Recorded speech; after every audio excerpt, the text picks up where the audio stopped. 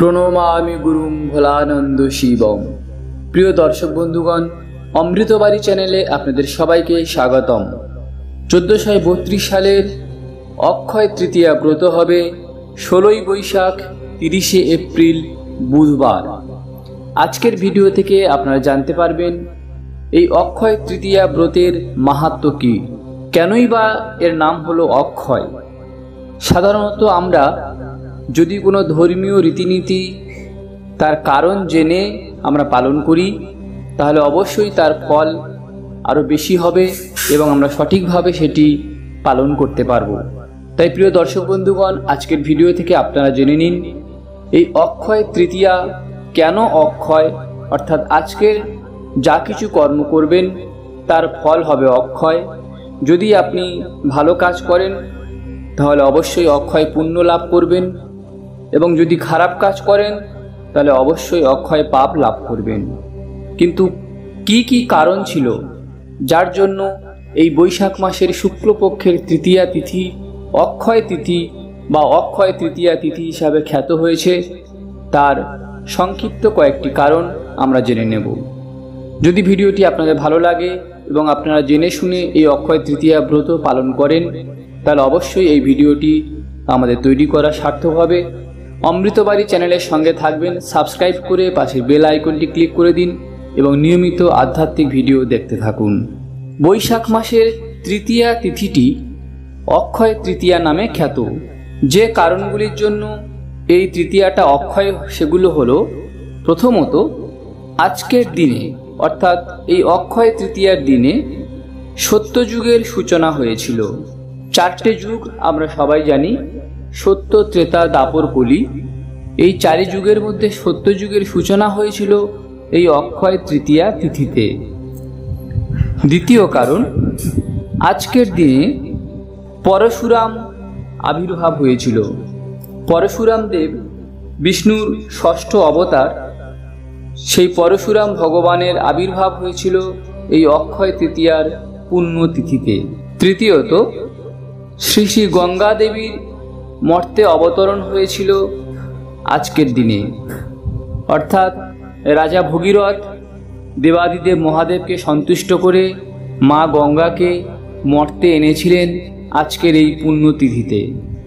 চতুর্থত, ভগবান শ্রী শ্রীকৃষ্ণের চন্দন যাত্রা আজকের দিনেই শুরু হয়েছিল, অর্থাৎ আজ থেকে ভগবান শ্রীকৃষ্ণের চন্দন যাত্রা শুরু হয়। পঞ্চমত, মা অন্নপূর্ণার আবির্ভাব ঘটেছিল আজকের দিনে, অর্থাৎ এই অক্ষয় তৃতীয়ার পুণ্যতিথিতে মা অন্নপূর্ণার আবির্ভাব ঘটেছিল। এই অক্ষয় তৃতীয়ার দিনে কুবেরের তপস্যায় সন্তুষ্ট হয়ে দেবাদিদেব মহাদেব অতুল ঐশ্বর্য দান করেন। কুবেরের লক্ষ্মীলাভ হয়েছিল আজকের দিনে, তাই এই দিন অনেকে বৈভব লক্ষ্মীরও পূজা করে থাকেন। অষ্টমত, দুর্বাসা মুনির অভিশাপ থেকে রক্ষা পেয়েছিলেন পঞ্চপাণ্ডব এবং দ্রৌপদী। যখন পঞ্চপাণ্ডব এবং দ্রৌপদী অজ্ঞাতবাস এবং বনবাসে ছিলেন, তখন ঋষি দুর্বাসা তাদের পরীক্ষা নেবার জন্য সেই বনে গিয়ে দ্রৌপদীর কাছে তাদের সশিষ্য ভোজন চেয়েছিলেন। ভগবান শ্রীকৃষ্ণের কৃপায় দ্রৌপদী দুর্বাসা তথা সমস্ত ঋষিদেরকে সন্তুষ্ট করেছিলেন ভোজনের দ্বারা আজকের দিনে। সেই হিসাবে অক্ষয় তিথি অর্থাৎ অক্ষয় তৃতীয়া তিথি খুবই পুণ্যবান। পরবর্তী কারণ হল, আজকের দিনে সুদামা শ্রীকৃষ্ণের সঙ্গে দ্বারকায় দেখা করেন এবং তার থেকে সামান্য চাল ভাজা নিয়ে সকল দুঃখ কষ্ট দূর করে দেন। অক্ষয় তৃতীয়া এজন্যই অক্ষয় যে আজকের দিনে আমাদের বিখ্যাত গ্রন্থ পুরাণ যাই বলি না কেন, মহাভারত, যা কিনা ভারতের সব কিছুই রয়েছে, এমনকি শ্রীমদ্ ভগবদ্ গীতা তাও সেই মহাভারতেরই অংশ। এই মহাভারত লেখা শুরু হয়েছিল আজকের দিনেই গণেশজির দ্বারা। আপনারা নিশ্চয়ই জানেন বদ্রিকাশ্রমের কাছেই গণেশ গুফা রয়েছে। সেই গুফাতে ঋষি ব্যাসদেব যখন মহাভারতের কাহিনীগুলি বলে যাচ্ছিলেন এবং সেই সমস্ত কাহিনীগুলো গণেশজি লিপিবদ্ধ করছিলেন আজকের দিন থেকেই, অর্থাৎ পূর্ণ অক্ষয় তৃতীয়ার দিন থেকেই। আজকের দিনেই মহাভারতের যুদ্ধের অন্যতম কারণ দ্রৌপদীর বস্ত্রহরণ হয়েছিল, অর্থাৎ দুঃশাসন যখন ভরা রাজসভায় দ্রৌপদীর বস্ত্রহরণ করছিলেন এবং সখা শ্রীকৃষ্ণ যখন দ্রৌপদীর সেই বস্ত্রহরণ থেকে রক্ষা করেছিলেন, তা সম্পন্ন হয়েছিল আজকের এই অক্ষয় তৃতীয়ার দিনেই।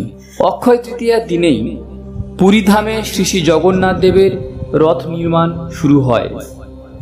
প্রতিটি বছরই এই অক্ষয় তৃতীয়ার পূর্ণ তিথিতেই সেই রথ যাত্রা নির্মাণের যে রথ, তার নির্মাণ কার্য শুরু হয়। ভারতবর্ষের দেবভূমি হিমালয়ের যে পবিত্র 4 ধাম বলা হয়, কেদারনাথ, বদ্রীনাথ, গঙ্গোত্রী এবং যমুনোত্রী, 6 মাস তুষারপাতের জন্য বন্ধ থাকে এই 4 ধাম। 6 মাস পরে এই 4 ধামের 4 মন্দিরের দ্বারোদ্ঘাটন হয় এই পূর্ণ অক্ষয় তৃতীয়া তিথিতে। এবং খুবই আশ্চর্যজনক ব্যাপার যে 6 মাস পরে যখন দ্বার খোলা হয়, খুলে দেখা যায় যে মন্দিরের মধ্যে অক্ষয় দ্বীপ এখনো প্রজ্বলিত হয়ে রয়েছে। এই সব কিছুই কিন্তু হয় অক্ষয় তৃতীয়ার পুণ্যতিথিতে। তাই প্রিয় দর্শক বন্ধুগণ, এই অক্ষয় তৃতীয়া খুবই একটি পুণ্যতিথি, কারণ এই তিথিতেই সব কিছু ভালো ভালো কাজ শুরু হয়েছিল সত্যযুগ থেকে। তাই এই অক্ষয় তৃতীয়া ব্রত যদি আপনারা এই কারণগুলো জেনে সঠিকভাবে পালন করতে পারেন, তাহলে অবশ্যই আপনারা অক্ষয় পুণ্য লাভ করতে পারবেন। আমাদের পরবর্তী ভিডিওতে থাকছে এই অক্ষয় তৃতীয়ার মাহেন্দ্রক্ষণ কখন, কি করবেন এই অক্ষয় তৃতীয়াতে এবং কি করবেন না, শাস্ত্র নির্দেশ কি দিচ্ছে, তার সম্পূর্ণ বিবরণ থাকবে আমাদের পরবর্তী ভিডিওতে। অমৃতবাড়ির সঙ্গে থাকুন, আমাদের চ্যানেলটি সাবস্ক্রাইব করে আমাদের পাশে থাকুন।